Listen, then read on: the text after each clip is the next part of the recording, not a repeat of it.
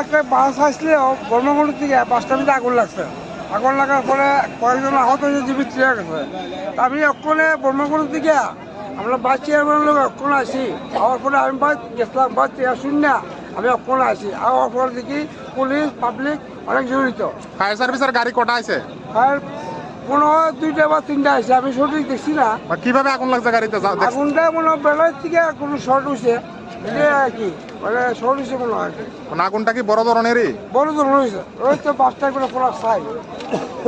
এই জায়গাটার নাম কি? জায়গাটার নাম বাইপাস, জগৎপুর। জগৎপুর। হ্যাঁ হ্যাঁ। এখনো পর্যন্ত পরিস্থিতি কি দেখতেছেন? পরিস্থিতি এখন মোটামুটি নিমন্ত্রণ আছে, কোনো পরিস্থিতি খারাপ না। এখন সবাই করে আছে, কেউ জীবিত কেউ এখানে সবাই আছে। হ্যাঁ।